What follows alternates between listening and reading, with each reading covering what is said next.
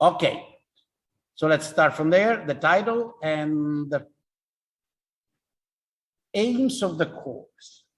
So as announced, it's supposed to be an introduction to the basic concept of that thing that we call economics. And I have chosen to do it in the following way. I will try to follow an historical perspective.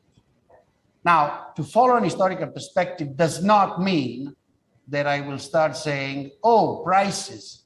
In year 1432, Mrs. Smith said such and such thing. In year 1555, Mr. Green said, no, that's not going to be the way. The way we're going to try to do is, to the extent I'm capable, trying to look at the way concept and interpretation and meaning of certain words and objects evolved over history, but not necessarily following a straight line. There is a sense in following the straight line. It helps because, after all, things that came before in human history somehow were known to things that came later, or people that came later, and not vice versa. So there is a help in that, in the fact that there is a logical build-up as time goes on. But I will try to avoid the use of just the timeline as the main use. So why historical? Well, historical because economic activity has changed over time. It's changed dramatically, in fact, over time. Contrary to, say, the falling of masses or the rotation of the earth around the sun or the explosion of this and that or the way in which fire works. What does it mean? That the kind of object that somebody that studied the physics of fire or the chemistry of fire is looking at has not really changed a lot over time. It's roughly the same. Let's put roughly in that. You never know. You know, somebody may discover something surprising. Whereas when one looks at economic activity, one clearly sees new ways in which it is organized. And this clearly may convince you that you're looking at something completely different. The laws have changed, that the rules have changed, the human behavior has changed, that the motivation has changed. And we will see, to some extent, this may be true. And so one part of the exercise we'll try to do is try to map historical condition, what was known, what people were experiencing at the time a certain concept was developed, into the concept itself.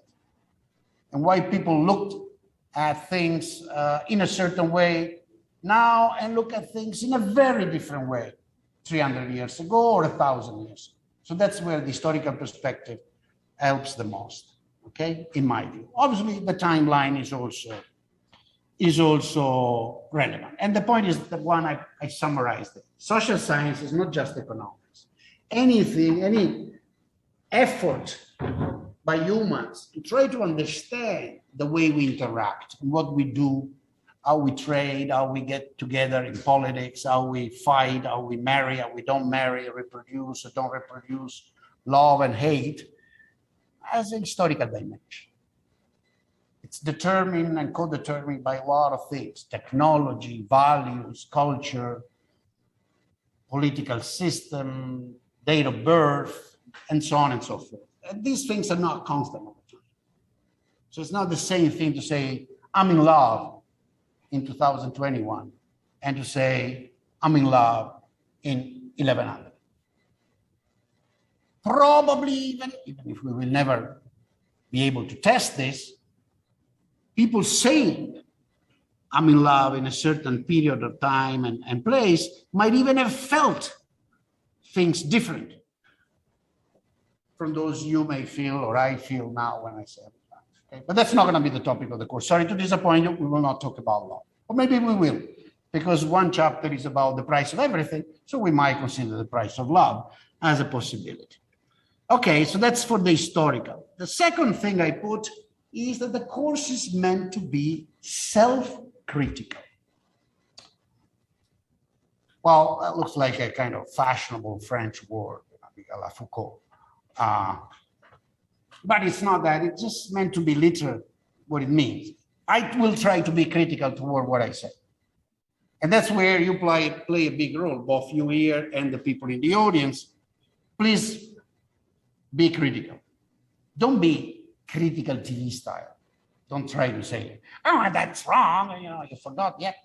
Try to question on the base of your experience, on the base of your knowledge, on the base of some stuff you may have learned in other courses, the things I said.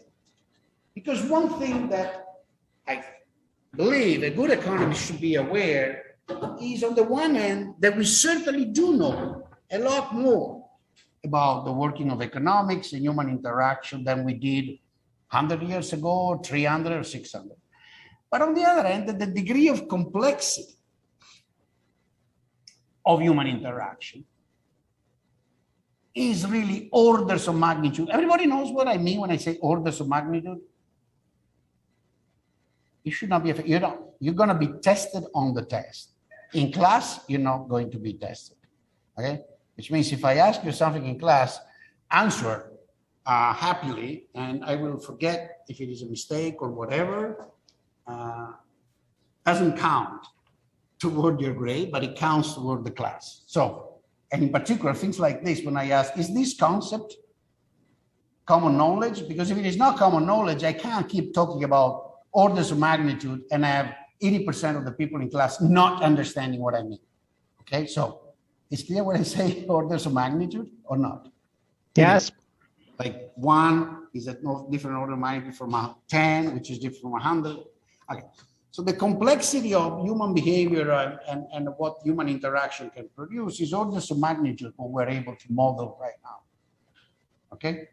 Or let alone quantify, put in a computer, measure with statistics, right? And therefore, we know infinitely little compared to what we would like to know. And there is a statement there, respect to what media like to claim, that economists claim that they know. You think it's working? No, it's not. I mean, what I was told is to unplug and then replug the USB. So that's what they told me. It's all right. Today we will go dark. You will have to put up with a dark class. I mean, those on the video, those not on the video, will have to put up with me making jokes, trying to overcome. Don't worry about it. You've done plenty. I've done everything I could. Next time, whoever is in charge of this, I'm sure they'll be fired. This is a very tough public sector, so everything will be, and everything will be fixed. All right, so let's go back to the self-critical. There is a view according to which economists know a lot and claim a lot. Unfortunately, these days, everybody's an economist. And so there's a lot of people on TV that make prediction. They say, oh, this will happen and the other will happen. Been following a bit this Evergrande story. I don't know if you are aware, this large Chinese real estate conglomerate, since they started to have problems, since that problem became public knowledge, because they have started to have a problem a while ago, I have listened to at least 7 different predictions from the same people. All expert economists, all appearing on this or the other commercial TV, predicting, oh, they will do this, they will do that. Then, oh, no, they didn't do that. So, well, they actually will do this. No, they didn't do that. Well, they'll do the other one.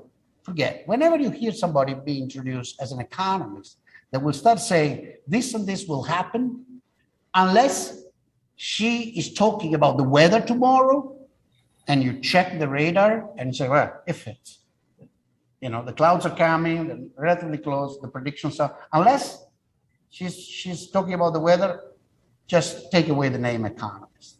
You can put buffoon or any other expression that fits you, but not economist. Why? Because predictions, as somebody said, are very difficult to make, especially about the future.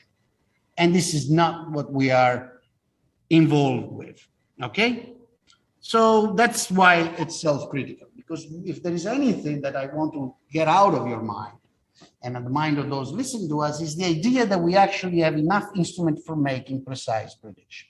This does not mean that we cannot try to honestly, and I will try to qualify honestly, make scenarios about what may happen under these or the other circumstances. But then we will have to face a very difficult, in fact, impossible task. We can make up a lot of scenarios. That is, we can make up a lot of situation of the type or argument of the type. If such and such and such and such and such and such and such situation and condition apply, then such and such thing will follow. You know where the difficult part is? To attach a probability to that. Such and such and such, okay, what are the chances such and such and such thing really happen? I can give you 262 scenarios, but if I am unable to say, you know, this is very likely to happen, I bet this is, 70% of chances, and this one is that 0.001, then from the point of view of prediction, that's not very useful. It's very useful from the point of view of analysis.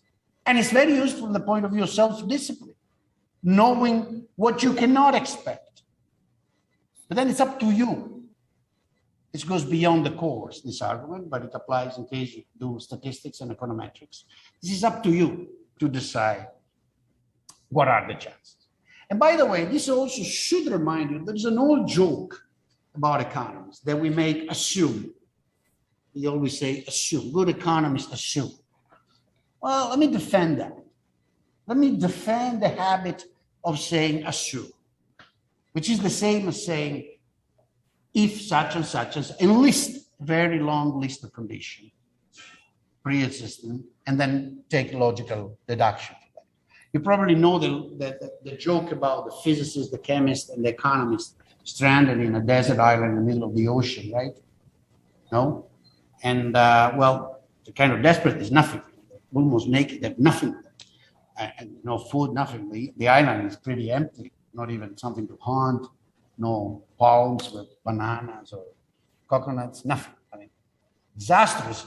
And then we go to shore, and some large boxes come to shore, open up, and these wood boxes are filled with these cans of all kinds of foods, meat and vegetables, water, Jesus, cornucopia.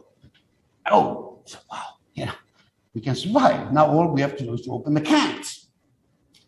This is all very simple, all we have to do is use some basic mechanics and beverage. All we have to do is take some of these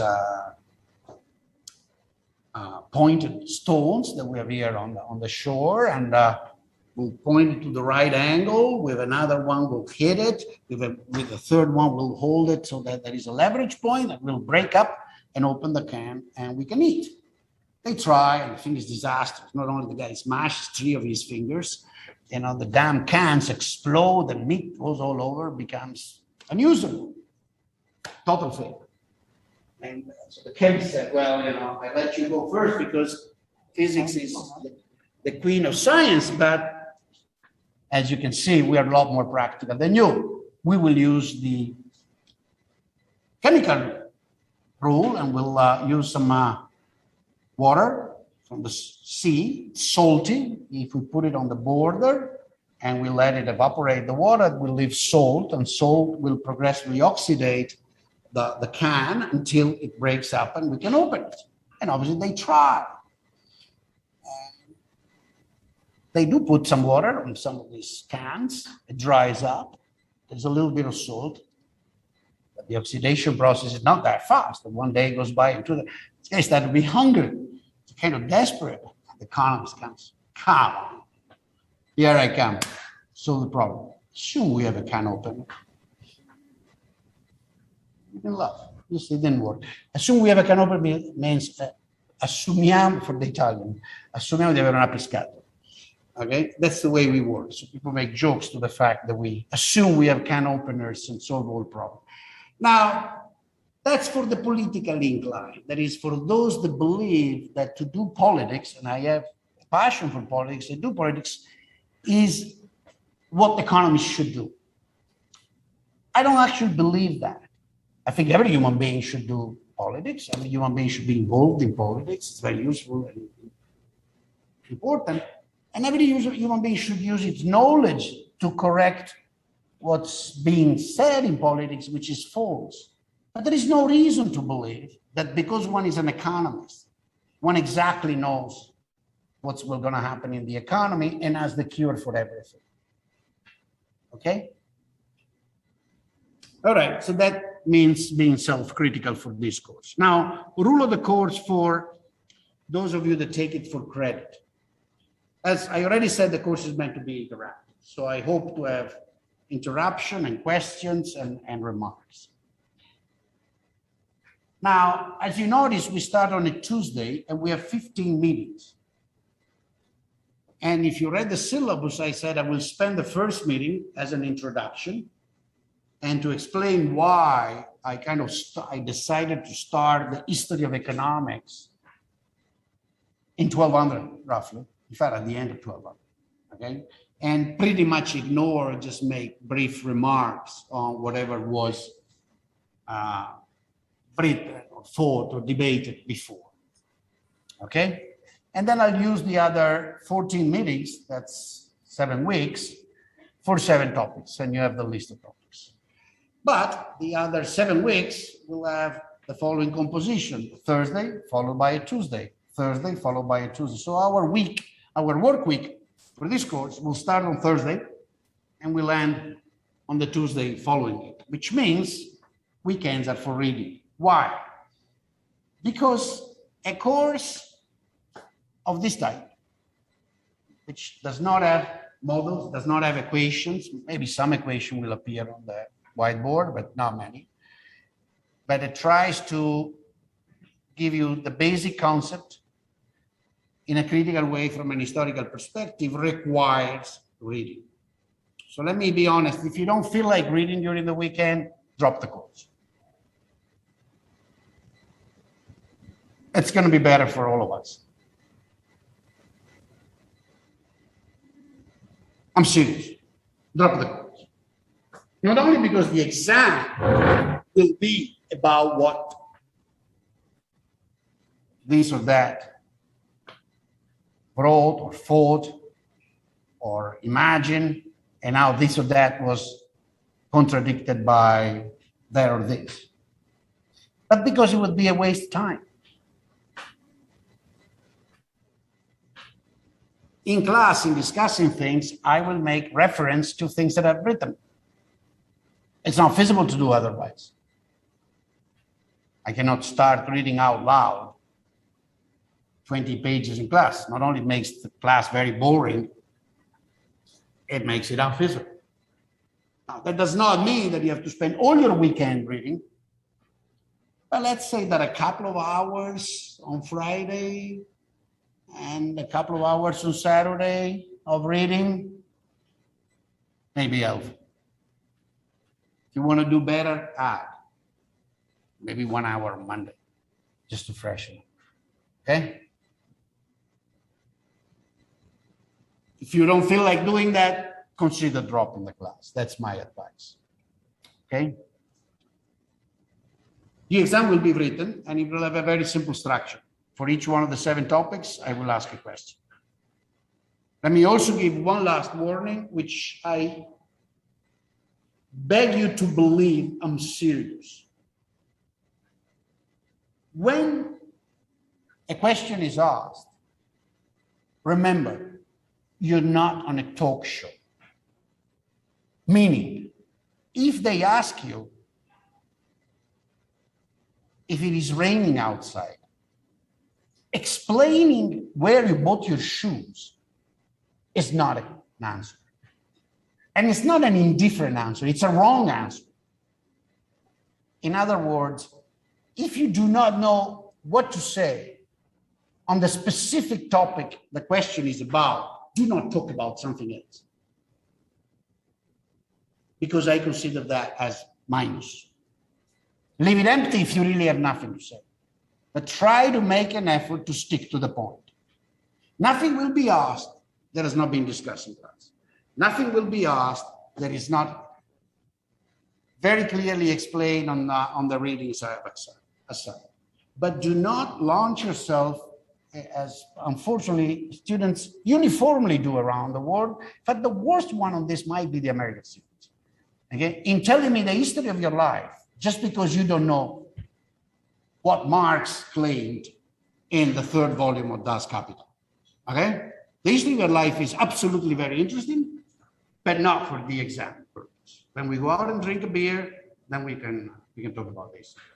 Please keep it in mind. People tend to forget it, and then you end up reading pages and pages. One risk of having a written exam, is that you do not control what people write. And then the exam comes back, and you have to read it. It's your duty. And if people get carried away and think that, given that I don't know exactly what to answer, I better write a lot, then you create a very bad situation, because the guy that has to read, that's me, okay, reads pages and pages and pages trying to find the answer, and then gets to the end and gets very frustrated because he said, wait a second, I asked 2 + 2. And here I have the story of the angels. And after an hour of reading and finding no answer, then you eat the exam because you cannot, get on the head of the person that wrote it. So don't do that. Okay, please, don't do that. Really, honestly, don't.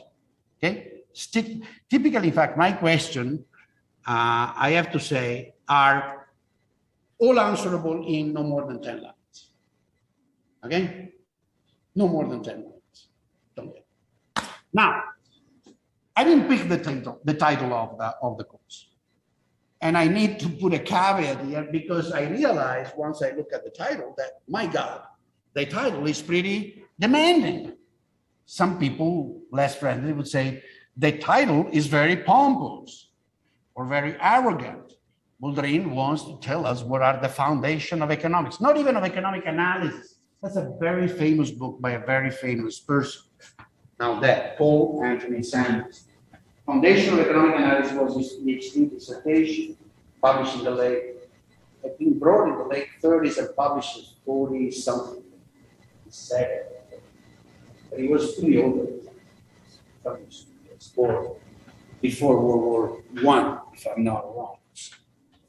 It was at that time people would start teaching, do research without bothering much. My own advisor, Lionel Mackenzie, got his PhD at 40, when he was a full professor already, and published for an article. His advisor was Oscar Morgenstern and John von Neumann at Princeton. Called him up and says, Lionel, why don't you pack up some of your publication in econometrica, make it into a dissertation, come down to Princeton. He was at Rochester, New York, and we'll give you a PhD, because it's about time. You're 40, for Christ's sake. So that's the way it was. Now it's a bit different. All right, so obviously, once I realized that, I said, oh my God, that's not the aim, okay? That's not the claim. This is not, the course is not about an alternative to the foundation of economic analysis. But on the other hand, I thought Foundation was a very important book. It was published in 47. And it's a sequence of essays that the first part tries to be systematic. The title is a bit on the exaggerate. And what is the message of Foundations? The message of Foundation is, for the core part, is that economics is about maximization under constraint.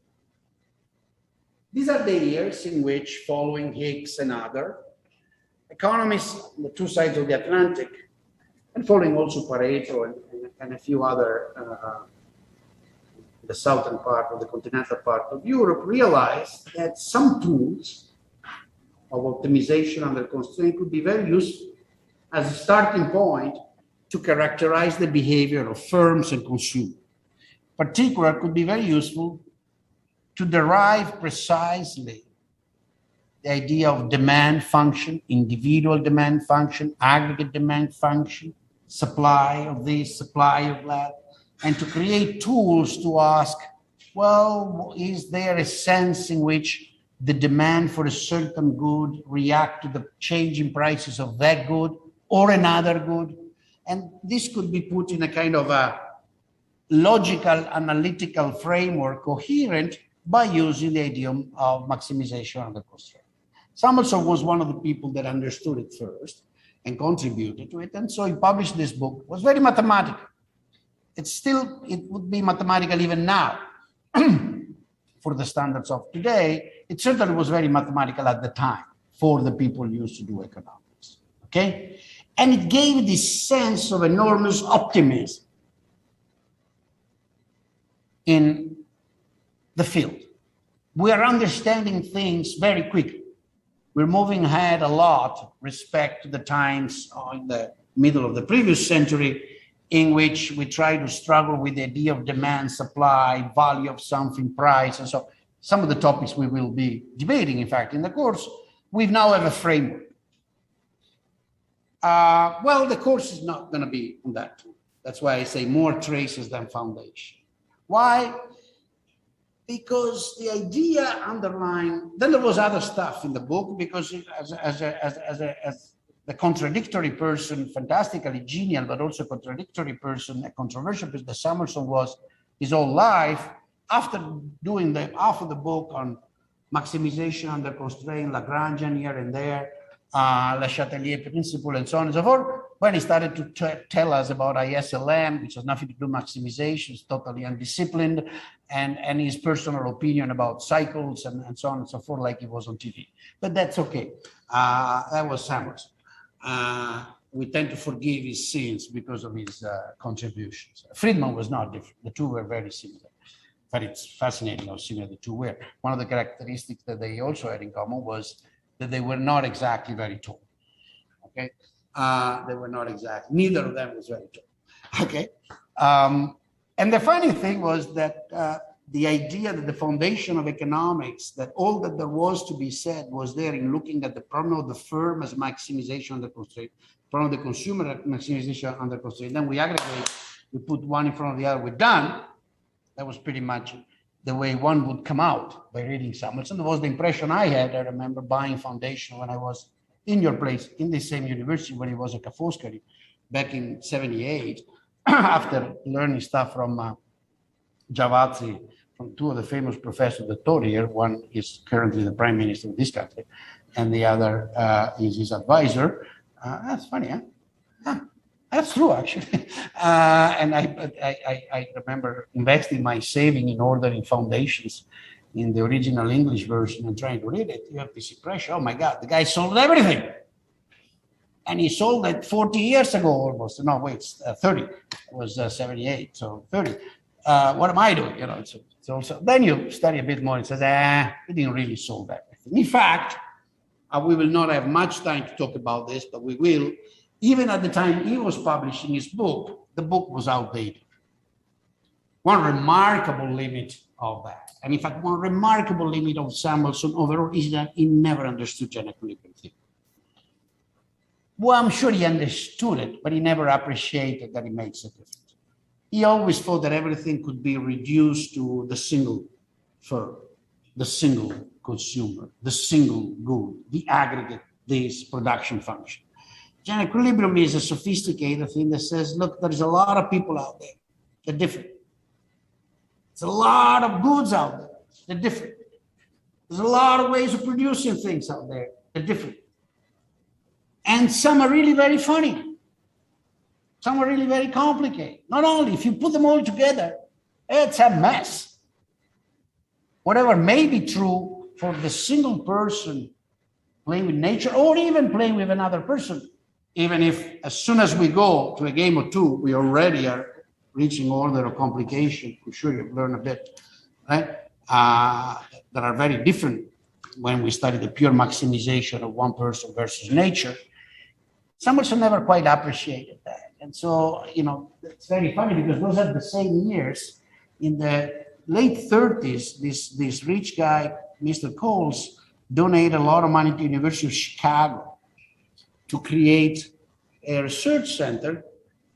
And he was enthusiastic with the development of mathematics and statistics. And he said, we should try to apply that more and more to economics. National income accounting was coming up. People were learning to use statistics to measure consumption, hours worked, and so on. So create something called the Coles Commission. Coles Commission stayed at Chicago for a while. And then the Coles Commission entered into an ideological conflict. If we have time, I'll tell you a few stories about that. With other people at Chicago, the other people at Chicago, Milton Friedman in particular, Aaron director, won and got it kicked out.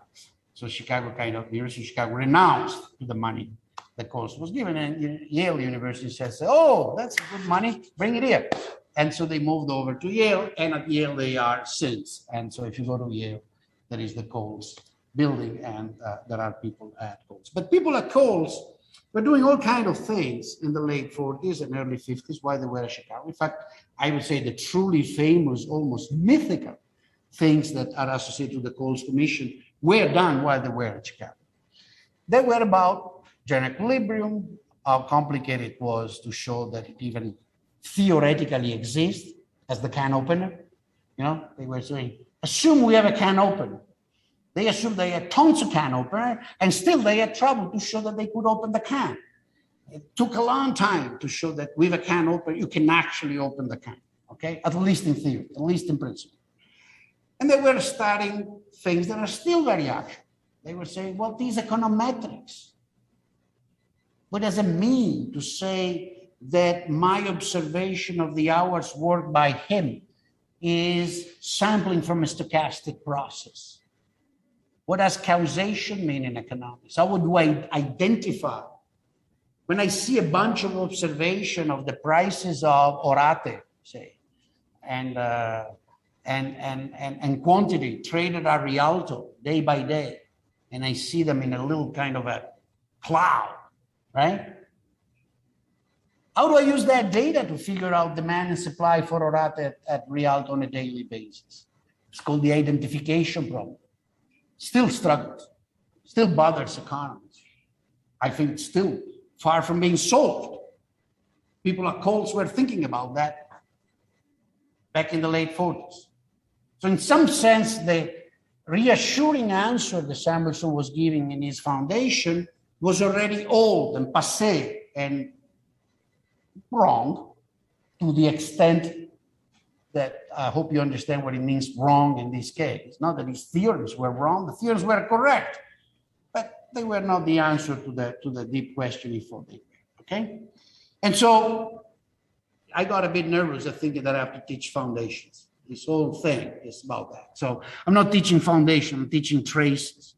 There is another aspect, and it has to do with so that's about the word foundation. Then there is the word economics.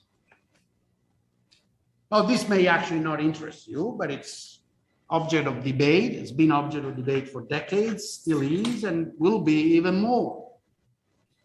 If you get interested in debate among economists, you will hear people saying, oh, the economists of such and such variety are just a sect.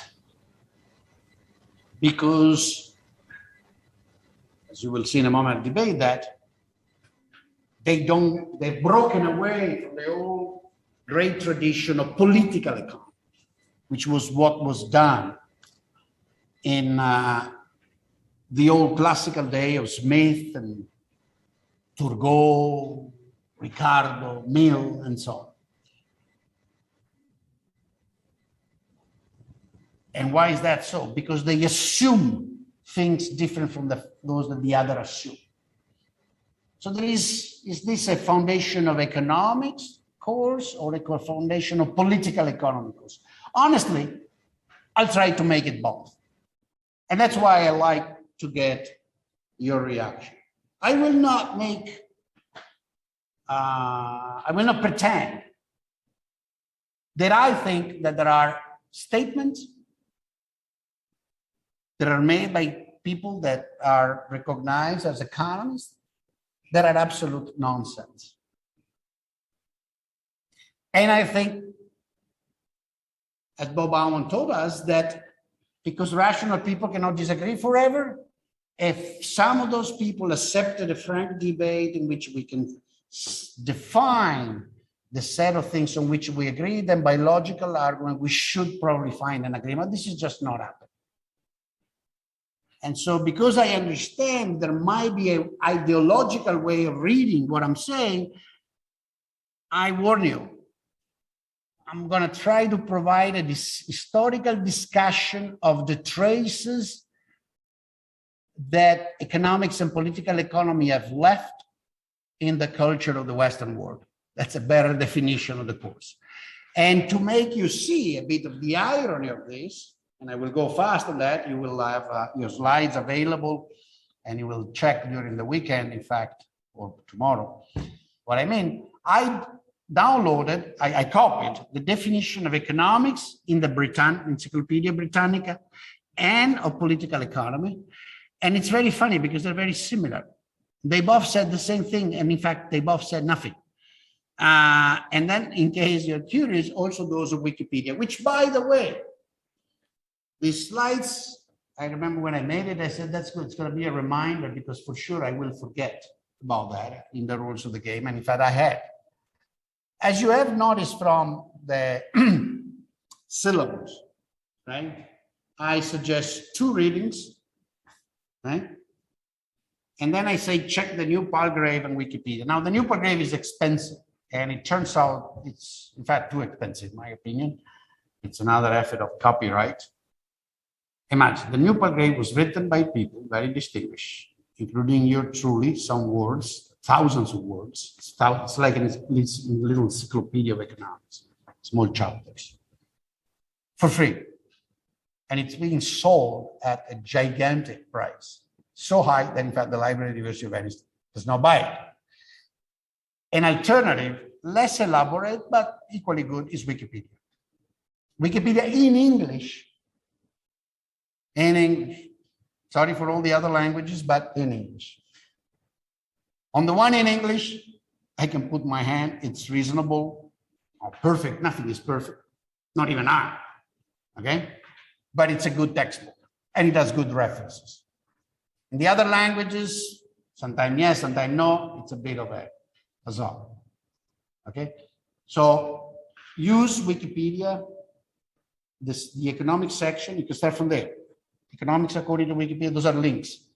And political economy according to Wikipedia will link you to a bunch of words, and there is the economics part that is organized by words, and you will find a lot of background of what I say, and I will mention to you when it's absolutely necessary. Okay? And then instead, the other 2 books I suggest, you will see why it's worth that you read them. And then obviously I will add other materials for those of you that want to read a bit more during the weekend. Now, is economics nothing but the ideology of capitalism? When I was your age and I was here, no, maybe, well, you're young. Yeah, so I was probably your age, like 21, 22. I used to say it that way. And I started studying and I changed my mind. And now my view is, and I hope to convince you, is that there are a lot of economics, not just one. They call each other with different names because each one wants to be special, but they're all doing an angle of economics, and all have some element of relevant analysis in it. And unfortunately, each and every one of them tend to be a fig leaf. You know what a fig leaf is? That thing you put in front to cover your nudity, of some form of ideology. This is something that among economists, I think Joseph Schumpeter understood better than everybody else, certainly for first, and said it very clearly. In fact, that link there, the blue part that says SJAS pointed out, is a link to his presidential address when he was the president of the American Economic Association, excuse me, in 1949. And it's titled Science and Ideology. This claim, which is not very precise, obviously, because this is not a question that can have a precise answer, but is a reasonable starting point, is that each and every one of us, including him, including me, including everybody, in looking at an economic problem, oftentimes, maybe not all the time, but oftentimes is affected by its ideology. But ideology is a complex thing. What is ideology? It's my priors, my division between what is good and bad, the people I like, the people I don't like, the dreams I had when I was a kid, what I like to think of the world, what I expect from the future, what my parents taught me, or the opposite of what my parents taught me if they really bug my ass, and so on and so forth. That's ideology. It's a complex system of emotions and construction of explanations and justifications and moral standards that we use to get around And we probably would have a very hard time to get around without it, right? It's very hard to decide why I like that team as opposed to the other team. And it's not obvious in picking two political parties why you really like that one and not the other, which is in fact very similar, only you think the leader is a jerk. You don't really know why you think the leader is a jerk, you just think the leader is a jerk. You can't stand him or her, right? Well, that's ideology. And so on. I mean, it's a lot of other things, ideology. It's the idea that some people are guilty, and vice versa. For other people, it's the opposite. It's the idea that other people are guilty. That are different, they're more stupid, less stupid, more intelligent, more beautiful, and so on. And each one of these points of view are hard to sustain in front of facts. They don't really have facts other than subjective perception. And every one of us, in doing research on more than economics, I would say human activity. Same is true in political science, same is true in sociology, same is true in pretty much any investigation, even history, of human life. We have these biases. It's unavoidable. The point that Schumpeter made, and I didn't put it in the reading list because it's a huge book, but those of you that are a bit on the Secchioni side, otherwise known as nerd for the English speaker, that is nice people, okay? Did you ever see, I'll show you something about nerds later. May you read it, may want to read it, careful. It's called History of Economic Analysis. It's about 1,000 pages. So it requires a bit more than those 2 hours on Friday, okay? But he goes to a great length to develop this point. He says, look, what I'm gonna try to do, and he succeeds only partially because he is also ideological and he has his preferences. So he hates Marx's ideology, but he loves the guy, for example. And so he cannot help but say, Jesus, the guy was so smart. Oh, Jesus, what a jerk. I hate the conclusion. Okay, so it's fascinating for that. But Schumpeter says, look, in looking at economists, the good ones at least, at the peak, those that really contributed, we can always find a mixture of ideological prior and analytical insight.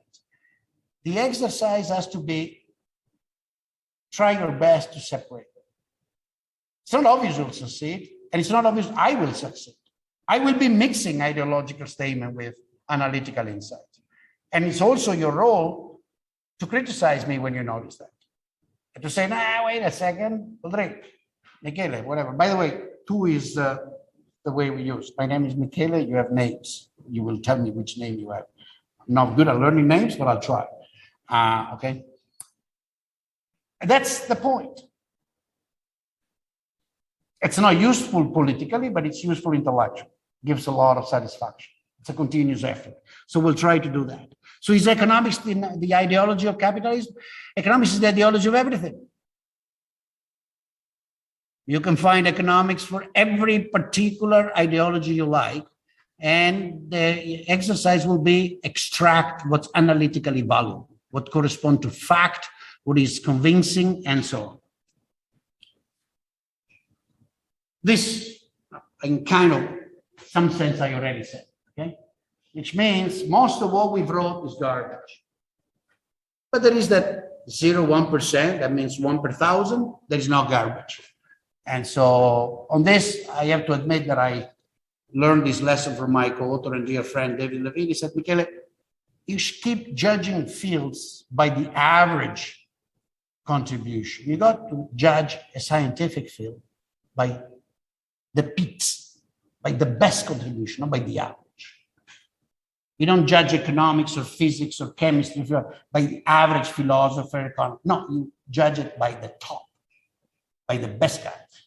Every field of research, in particular with the development of research and education and blah, blah, massification, will have tons of silly papers published. Stupid, wrong, often. Doesn't matter. The point is to try to find the best one and see if you can learn something from that, okay? So let's try to do that too. We cannot forget that economics is a branch of moral philosophy. That's how it was born. It was not an independent field. And the reason I picked 1200, end of 1200, is partly that, because I think and again, I may be wrong and somebody may prove me wrong, my reading, my knowledge, my study of writing says if there is a moment in which the thinking about economics becomes somewhat partially autonomous from moral philosophy, and I will tell you exactly what I mean with moral philosophy from the fact that I look at what humans do in their economy, and I say, not what they do, but what I think they should do. What I think is just. Most of the talking about economics before communal, advanced communal periods in Italy and then in cities of Northern Europe is of the moral, what the economists call normative side. Think of the debate. I mean, the most clear example, which by the way occupy a lot of their attention, is the debate over usury. Usura in Italian, usury, right? The fact that I lend you money and I want you to pay back the money and an interest. It's a gigantic metaphysical, with the eyes of today, completely idiotic debate about that. That was unjust, should not be done. Why? Because money is not fruitful. That was a good intuition. Money per se doesn't produce bananas, right? It takes the tree to produce banana, and it takes you climbing the tree to get the bananas. So the argument, so that was a good starting point, but then the conclusion was a skip and says, therefore, given the money is sterile, how is that possible that because I give you money for a year, then I have the right to ask you for money plus something? Where could that something come from? The money cannot produce more money, right? That's why only the sinners could do that sin. That's the Jews and so on. We won't debate that. But if you're curious, go take a look. The debate on usury is very interesting. Okay. That was economics as moral philosophy. Instead of just asking what is the Jim does when he meets Mary, I asked what is the Jim should do when he meets Mary, and what should Mary do? What would be just? Then economics started to get emancipated. But it's not fully emancipated. That's why in the reading list there is Diderot's book, The Rhetoric of Economics. It's not a book about history of economics. It's a long book. You don't have to read it all. If there is one thing that Diderot has, is she writes a lot. She used to write a lot even when she was he, but now as a she writes even more. And Diderot will never avoid writing 200 pages where she could do with 20. Okay? So even the Rhetoric of Economics is a bit long. But it makes a point that I think you want to take home. That is, a lot of economics debate, especially those that have to do with what we should do, what should be done, are rhetorical. Are not cold-blooded scientific things. They mix facts and good logic with moral philosophy. You better be aware of that. That's why there is that book in the list of reading. Okay? And so why starting in the 13th century? Because as I said, that's my reading, and again, I'm happy if somebody proves me wrong. This is more or less when I see a degree of autonomy. You see, I do have a bit of a recent life, not as a teacher or a researcher, but as an entertainer on YouTube. And one of the persons that has convinced me that it's worth doing it, that there is value to it, is this guy from Vicenza called Rick Dufer that came here at San Giobbe 3 years ago and said, oh, I want to interview this stuff. And the only thing I discussed often with him is this view I have that I call the Artichoke theory of science, or if you want, of philosophy. You know how the artichoke works, right? First of all, everybody knows what an artichoke is, right? No? Artichoke in this country, otherwise known as carciofo. Okay? That green plant with leaves. How do you eat an artichoke? Well, first of all, you boil it or cook it because otherwise it's pretty hard.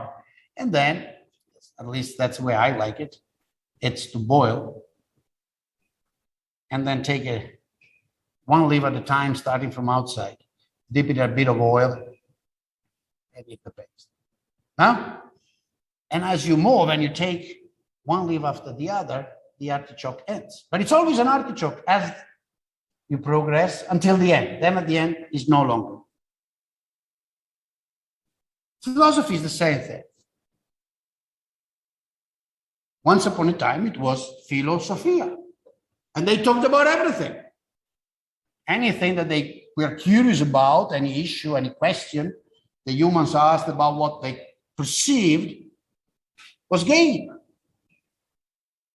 To the extent the sum of these questions started to be, in some sense, cracked, like you crack a nut.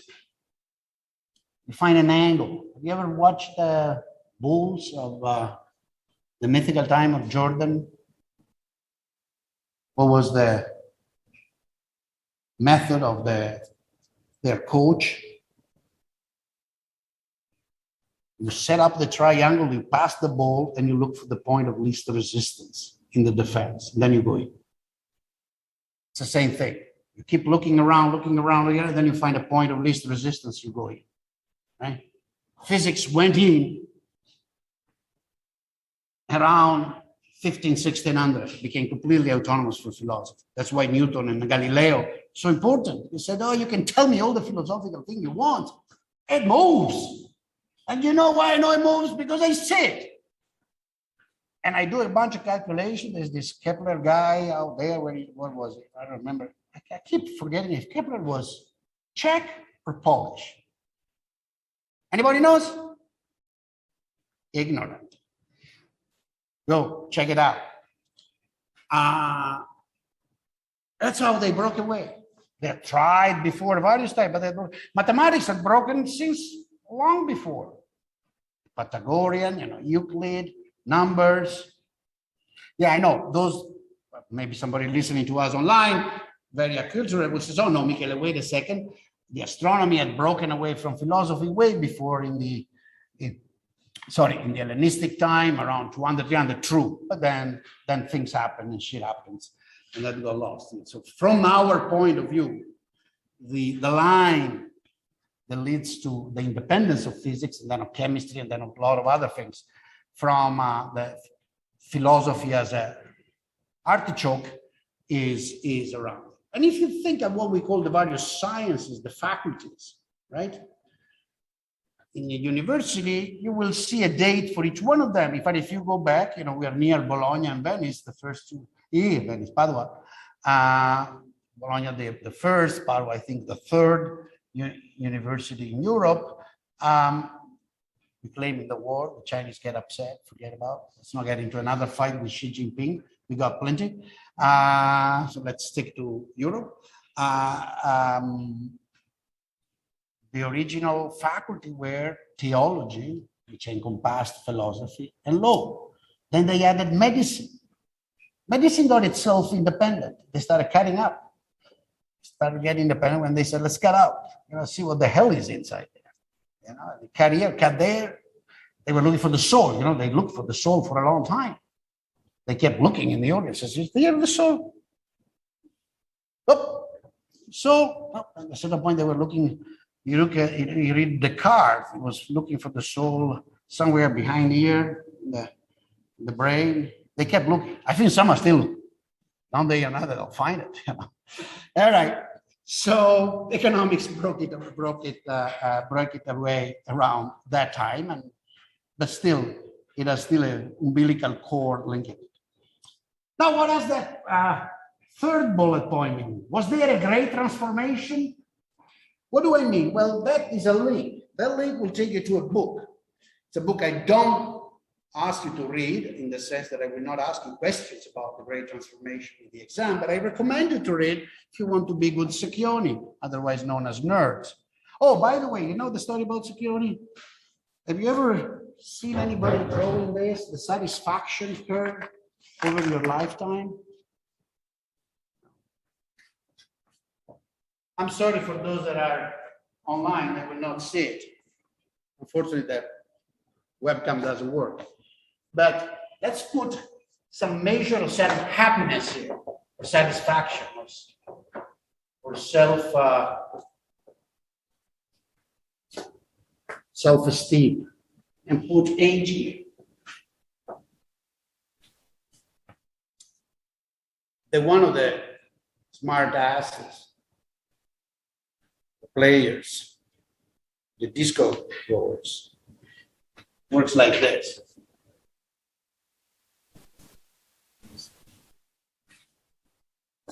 It peaks at around 25.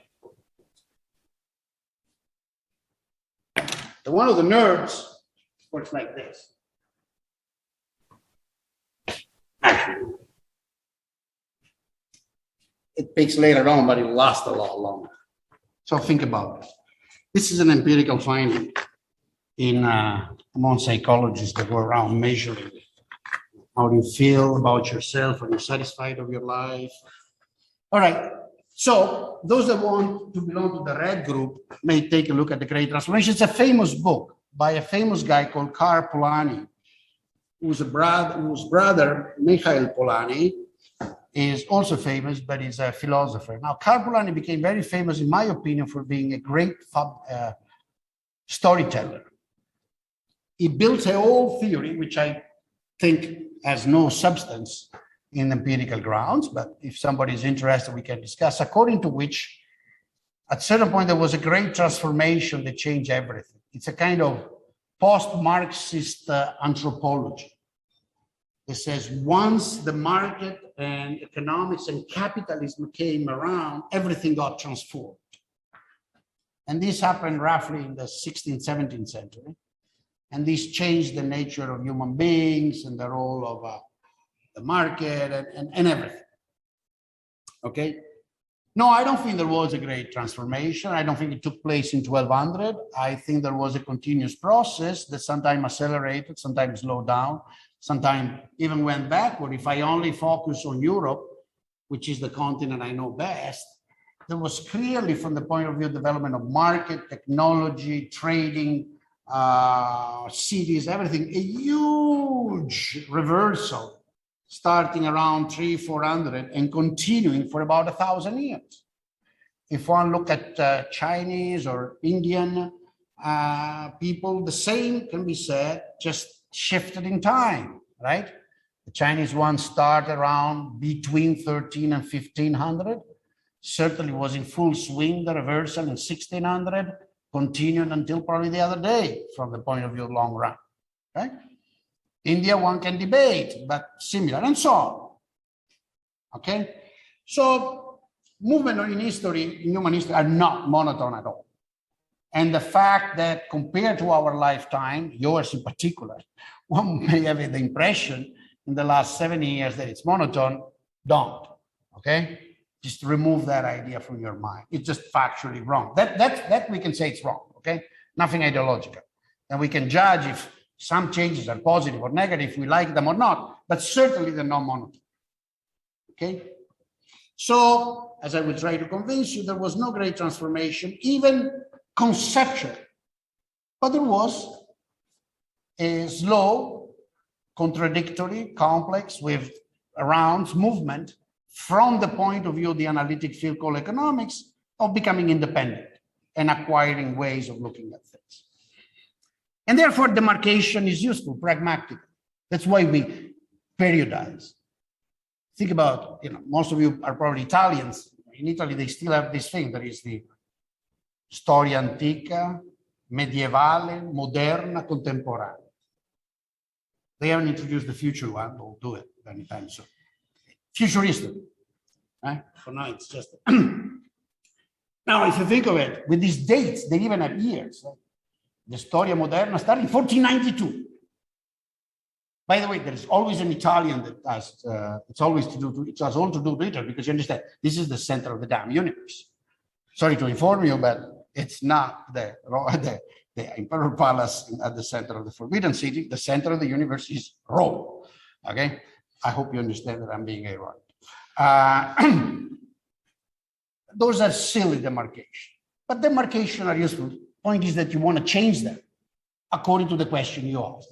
The question I ask in this course is, when is it that the kind of thinking of economics, of economic activity, of human interaction, using tools that are the tools that also modern contemporary economics use, started and became independent from the point of view of philosophy? My answer is that demarcation is roughly 1200, and not by chance, because roughly by 1200, all across Europe, a dozen or two of cities had started to engage in a level of trade, commerce, artisan production, market, and trading for about a couple of 100 years. That was large enough, deep enough, extended enough, and has lasted for enough time that people could look at it and say, this thing exists. It has its rules. Let's try thinking about it, okay? And so that's why I picked partita doppia, not only in honor of Venice, where the first treatise, serious treatise about partita doppia was published, at the end of the 15th century, though, 14 something. Not only because Foscari used to be, if not the leading accounting school in Italy, certainly one of. Foscari was born as an accounting school before growing up as a university, but because partita doppia, otherwise known as double entry bookkeeping, is crucial from not just a practical, but a theoretical point of view for what we do. Let me try to. So you would know what partita doppia is, double entry bookkeeping? I hope you do. It's that thing for which every action of a company has to be recorded in two entries in two separate books. One reflects what's called the numere, and the other the economic side. So there's a deep intuition under that. And it's this. Say, wow, Ottobre, are you drunk? Maybe. Not really. You can even have a cup of coffee this afternoon. What is that you do when you say that you produced such and such thing and you shipped it to a customer, and therefore you now have a credit toward that customer? You record that your scorte, your inventories went down, and your credit toward this guy went up.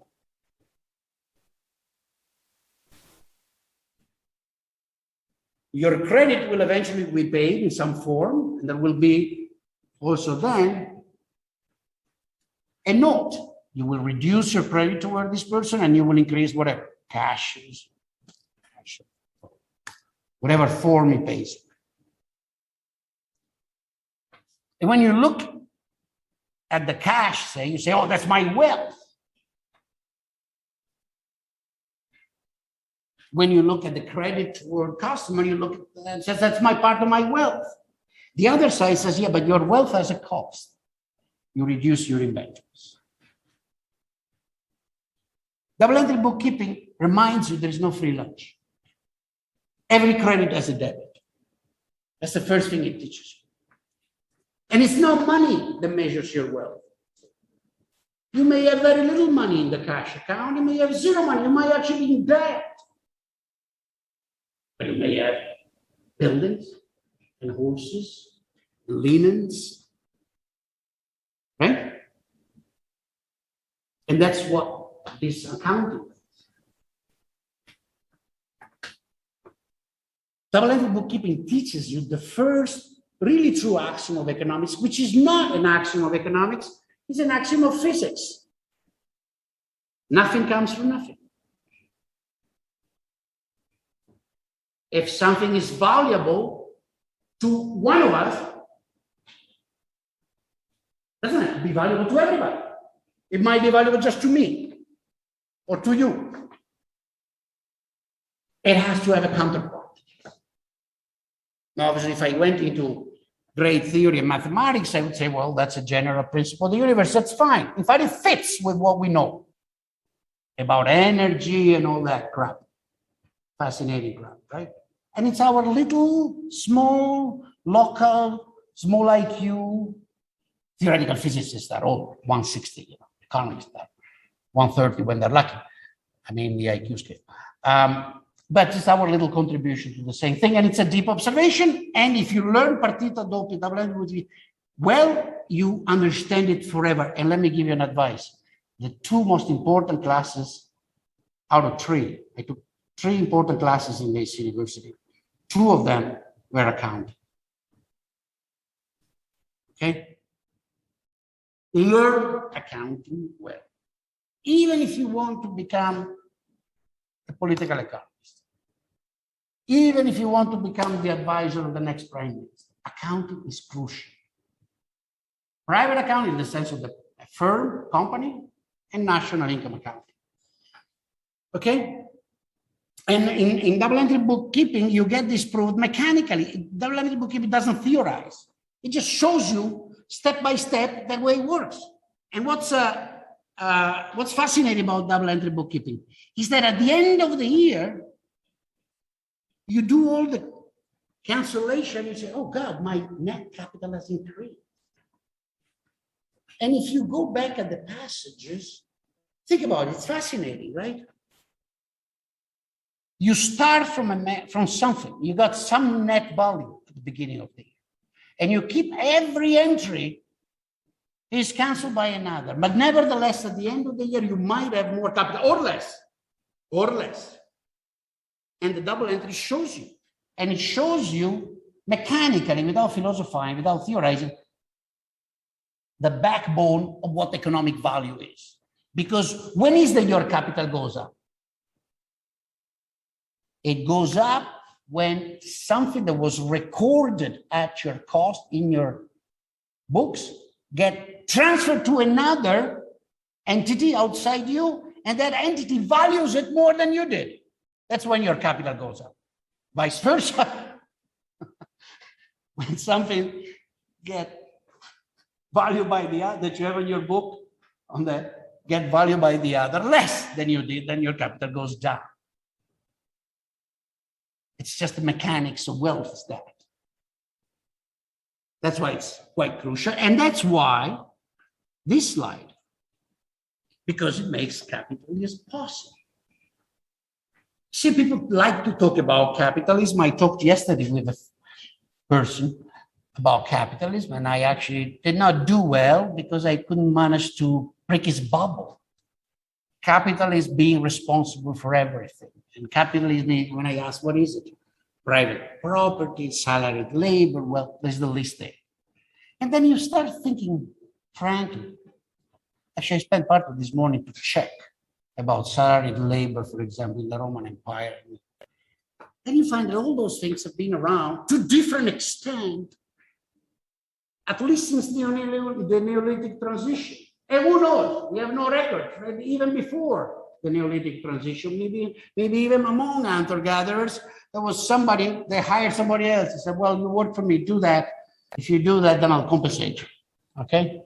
Could be like, go kill the other guy because I want to steal his wife. You know, in those days, that was a fairly frequent way of producing value added.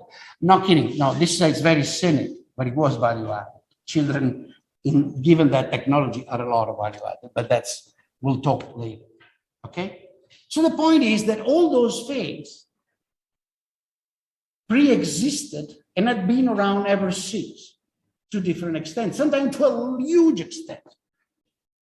I already mentioned, and I should repeat, that before we got market and trading and salaried labor and so on and so forth around the continent called Europe, at the level of Rome 200, we had to wait about 1400 years. There was a lot more capitalism. At the peak of the Roman domination than there was in Europe in 1400 or 1500, Medici and Fugger notwithstanding. But what is that there was not? There was no limited partnership. Now, you know what limited partnership is? It means that società per azioni. It means that I do not respond of the liabilities of the company in which I participate with all my personal wealth. I respond of the liability of the company in which I am a shareholder or a partner with the capital, the wealth they have attributed to that entity called the firm. If you want to give a name to this thing that happened in Europe and then extend around the world since around 1200, in fact, a little bit before, and you want to call it capitalism because there is capital, okay? There was capital also before, that's what irritates me, but what I find anti-scientific, but we should call it the age of limited partnership. Because this object called the fur becomes independent from its owners. Study that, right? Personalità giuridica in Italian, right? And you're liable only up to your capital. You're not liable with your extra.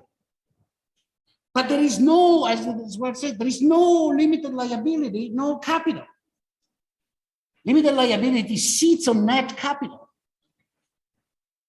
Nobody would be lending or do business with a company that has negative capital. That's why Evergrande has a bit of a problem. Or anybody, my Uncle Tom too, right? Limited liability works if there is capital. That is liable. The response of contractual relation, otherwise. But you cannot compute net capital without double entry bookkeeping. Because double entry bookkeeping allows you to see the difference between being illiquid and being insolvent. Without double entry bookkeeping, capital boils down to money.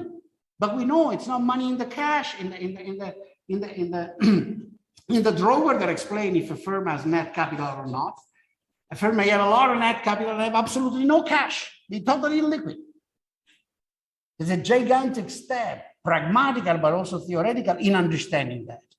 But if you don't understand that and you understand it only with double entry bookkeeping, then you cannot have a notion of net capital. So as in the Martini story, no partita doppia, no party, no capitalism. Partita doppia is the foundation of capitalism. You like that? Huh? Pretty original, huh? Yeah. All right. Now, before I close, I have 3 minutes. The optional slides. I will always have some slides at the end, extra. So is that clear? This is actually the concept. Obviously, it's not absolute. You see, I've just invented the definition of capitalism. The problem is that rules that go around don't make any sense historically. We can call it whatever you want. We can call it Uncle Mary, which is neither an uncle nor a Mary. Okay? So I will call capitalism that economic organization in which limited partnership, limited liability company are admitted and go around. That is, those economic arrangements where accounting and computation of net value is done by the method of double entry bookkeeping.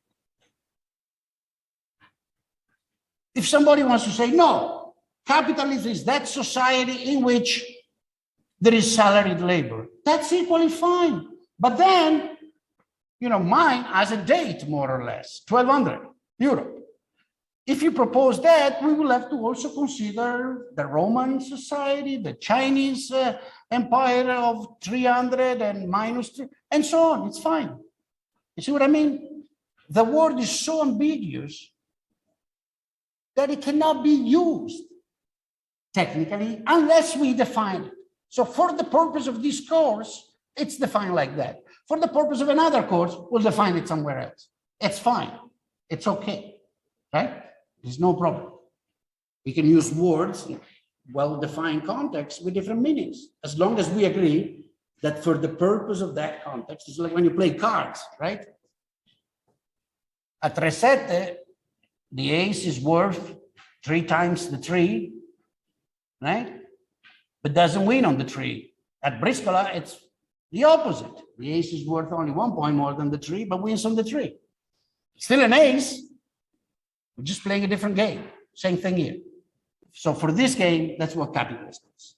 And from that point of view, then it's reasonable to think that economics, you see, I wanted to put everything together. Economics is the ideology, the fig leaf of capitalism. I'll stop here.